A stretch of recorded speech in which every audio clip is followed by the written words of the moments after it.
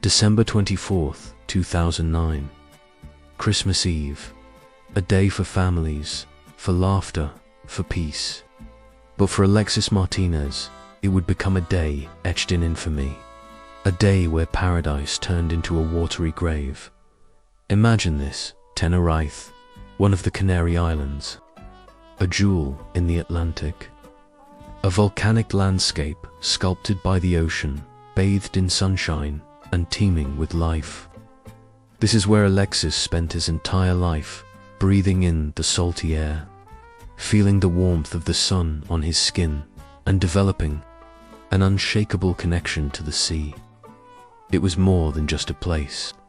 It was his soul, and nestled within this idyllic setting was Loro Park, a world-renowned animal park, a vibrant tapestry of exotic flora and fauna, drawing visitors from across the globe.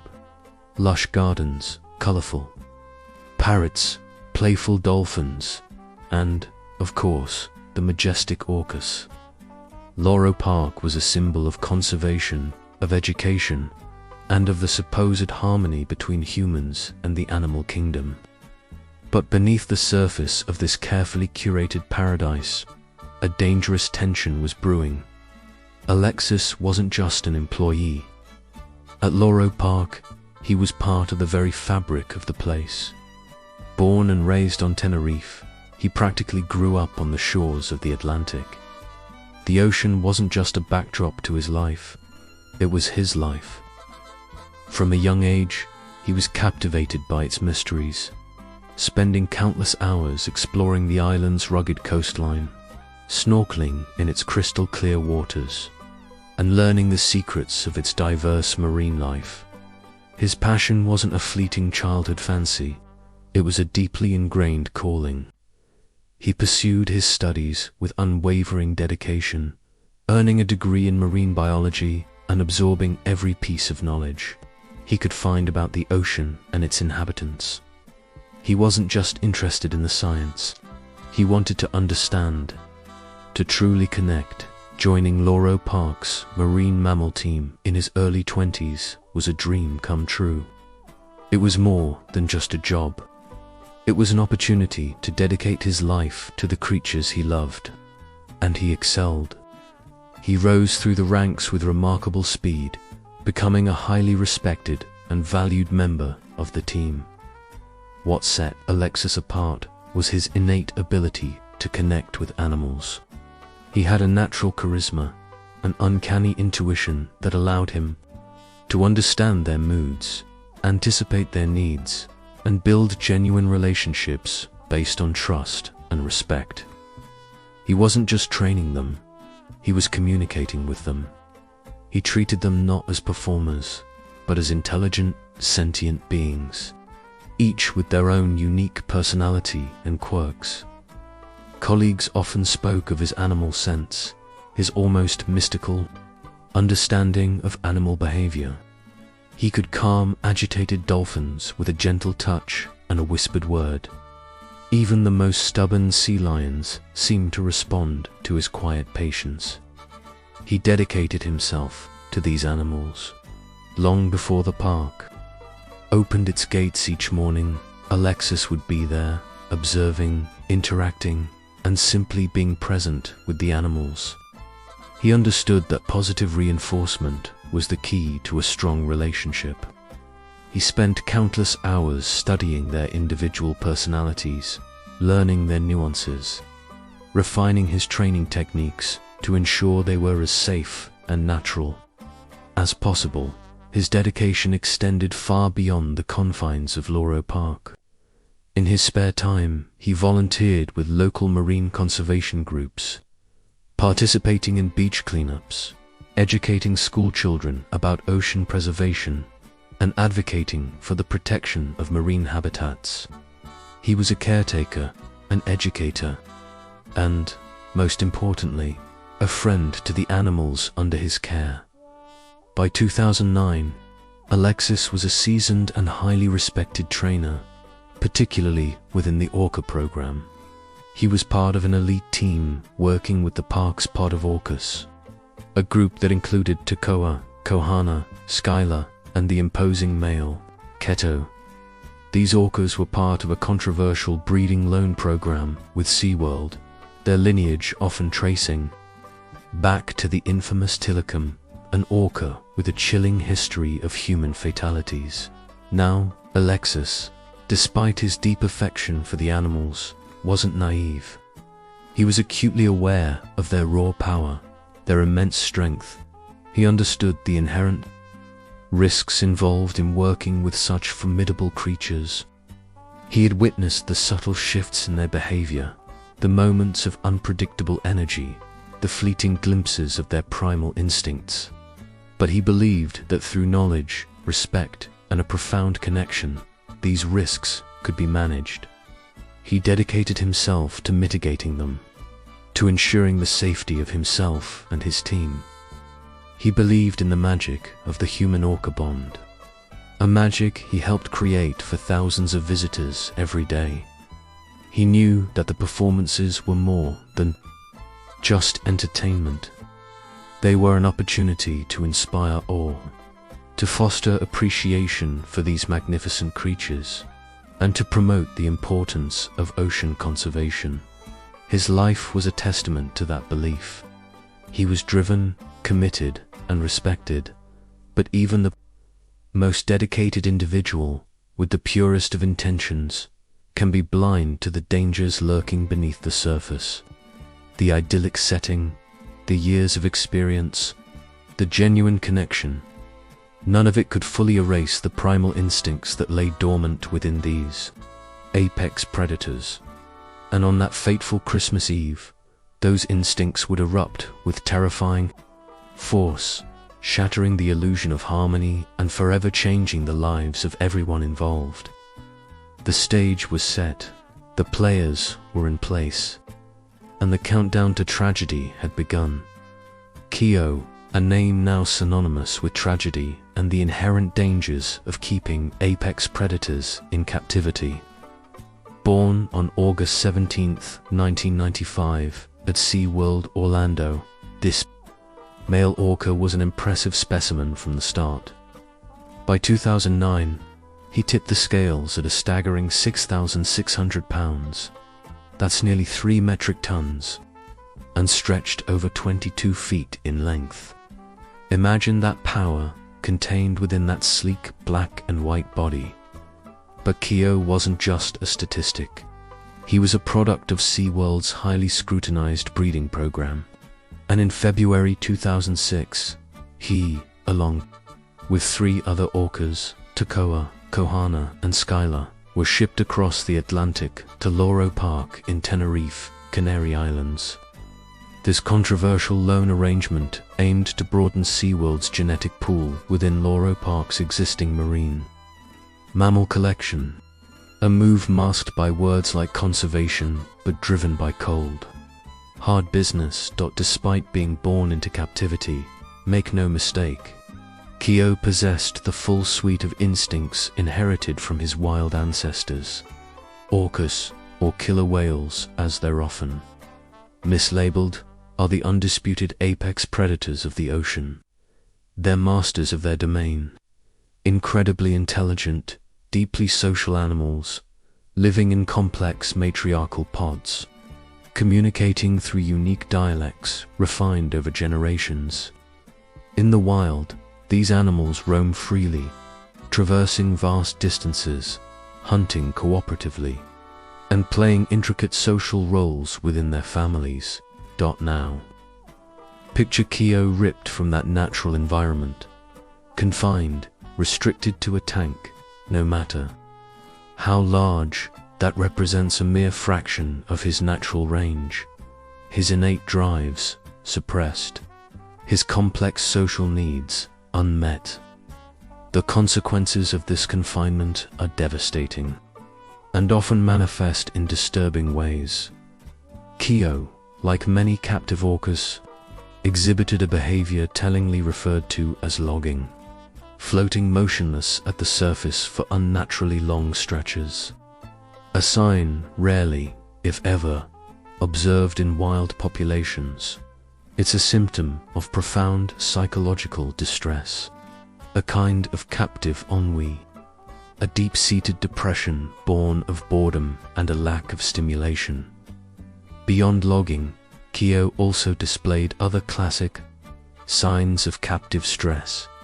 Look closely at any captive orca, and you might see it: worn, damaged teeth from compulsively chewing on the tank walls and gates, an endless, gnawing frustration finding release in self-destructive behavior, and perhaps the most visually striking, the collapsed dorsal fin. While this condition is uncommon in wild orcas, it's prevalent in captivity, a clear indicator of compromised health and well-being, often linked to stress and altered swimming patterns in the unnatural environment. Trainers at Loro Park, the people who worked with Keogh day in and day out, noticed something else. They noted his distinct personality. He wasn't just another performing animal. He was often described as calculating and observant. He went through the routines with precision, no doubt, but there was always an underlying unpredictability, a sense of something simmering beneath the surface. Unlike some other orcas, who might exhibit more overt signs of agitation, Keogh's shifts in mood were subtle, almost imperceptible to the untrained eye. He could appear calm and compliant one moment, and then, without any obvious trigger, become agitated, withdrawn, or compultellian respins the next. This quiet intensity, this underlying tension, made some trainers understandably wary. Now, it's important to note that before the Christmas Eve tragedy, there were no officially documented major aggressive incidents involving Keogh resulting in serious human injury. This is what the parks would have you believe. They would have you believe it was a rogue incident. But scratch the surface, and you'll find that whispers circulated among the staff. Hushed conversations about his moodiness, his temperamental nature, his tendency toward unpredictable behavior. Terms that, when applied to a powerful apex predator, should have served as glaring red flags. These observations, these crucial insights from the people closest to the animal, were noted, but they never seemed to translate into any significant changes in park procedures, especially when it came to direct, in-water interaction with Keogh. The warnings were there, a low, ominous hum beneath the carefully crafted facade of a family-friendly marine park. But that hum wasn't loud enough. It wasn't heeded. The park's operational procedure continued as normal. The signs, in hindsight, were subtle, insidious, building up almost imperceptibly over months. Like a slow-burning fuse, Keogh's behavior began to shift. And that shift was noticed by some, dismissed by others. Because at Loro Park, the pressure was immense. The orca shows were the main event, the biggest draw. A spectacle of power and grace that pulled in thousands of paying customers every single day. With these valuable SeaWorld orcas on loan, there was an unspoken and sometimes spoken expectation to deliver consistent, crowd-pleasing performances. This intense pressure, many would later argue, created a climate where subtle warning signs were overlooked, and any shifts in key behavior were rationalized away as simply orca being orca. A dangerous, negligent mindset. In the months leading up to December 2009, Keogh began exhibiting concerning behaviors that, with the benefit of hindsight, screamed danger. Trainers noted an increased frequency of jaw popping, a known sign of agitation and dominance in orcas, often directed toward other whales or even staff from inside the water. It's a whale's way of saying back off, a warning you shouldn't ignore when the whale in question weighs thousands of pounds. He would sometimes linger at the bottom of the pool for extended periods, ignoring cues or surfacing with an unsettling stillness in his eyes. It was as if he was completely checked out. During feeding sessions, there were instances where he'd snatch fish with unusual force or brush past trainers in the water with a deliberate, almost challenging motion. These weren't overt attacks, but they were deviations from his usual, trained responses. Deviations that should have triggered immediate concern. Internal memos, though not widely circulated, would later reveal instances of unpredictable play or rough interactions with trainers.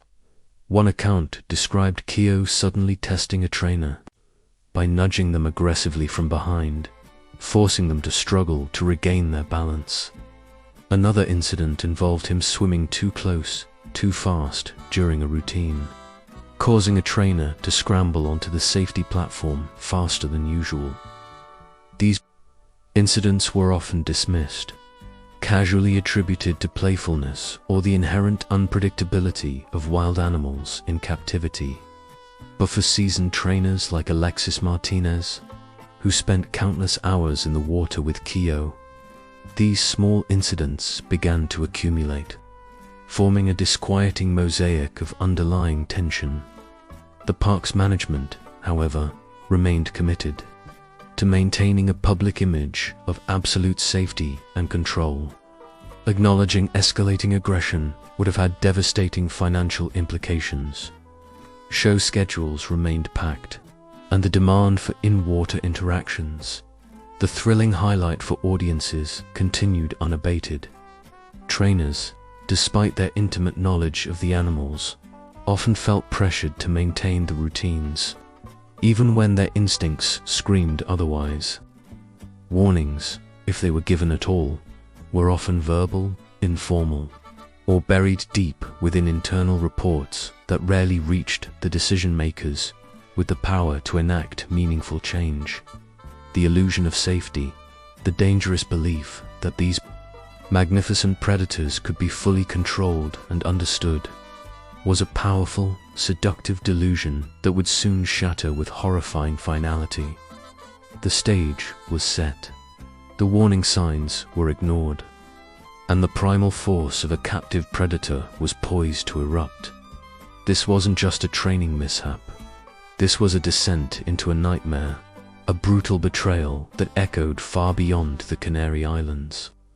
The water, once pristine, turned crimson, stained with the blood of a life dedicated to these very creatures.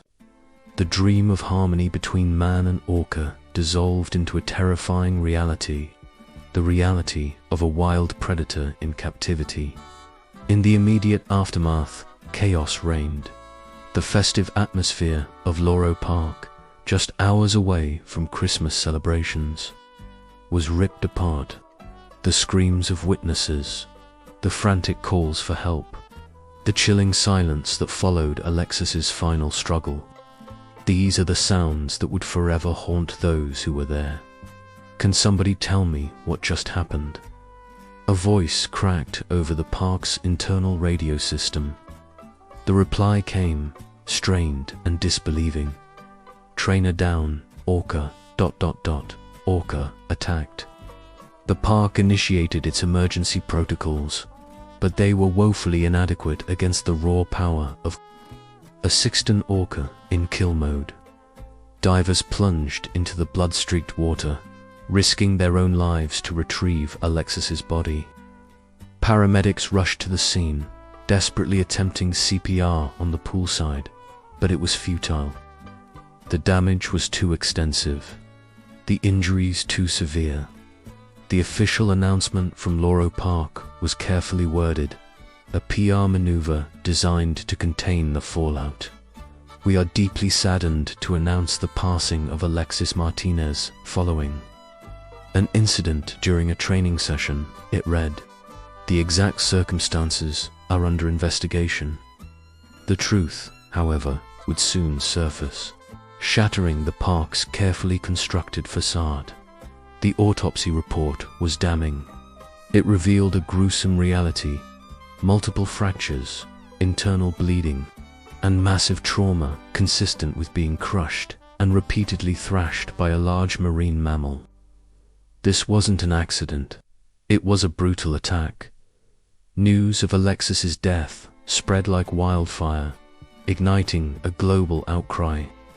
The idyllic image of marine parks, of orcas happily performing for cheering crowds, was shattered.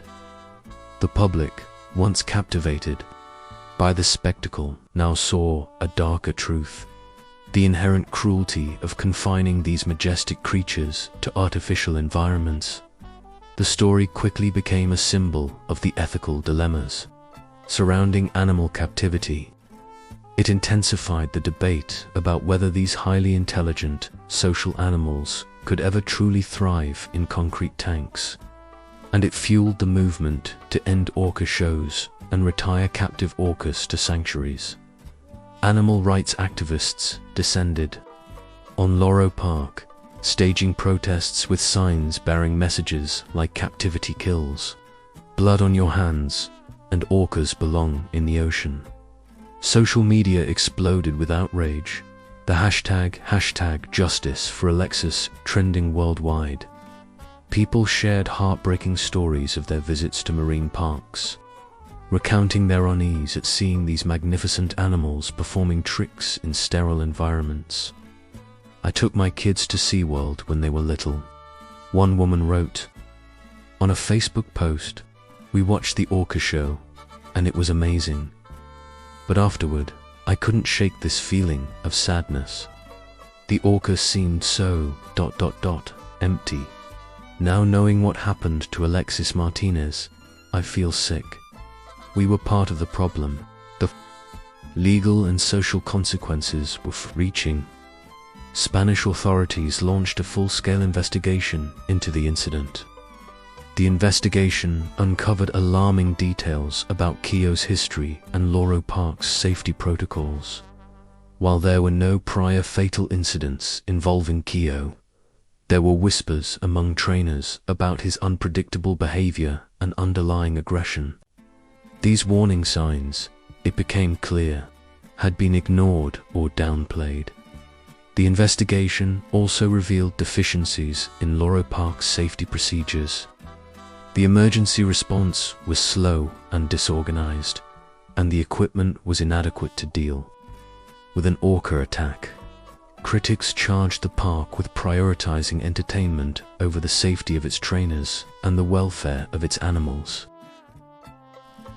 Though Loro Park maintained that Alexis's death was unforeseeable, the investigation exposed a culture of complacency, a belief that the risks of working with captive orcas could be managed through training and control. This illusion of control, it became tragically clear, was a dangerous delusion. The fallout from Alexis's death extended beyond Loro Park. Marine parks around the world came under increased scrutiny. Activists renewed their calls for stricter regulations on orca captivity. Some parks began to phase out orca shows altogether, shifting their focus to educational programs and conservation efforts. The story prompted a broader discussion about our relationship with wild animals.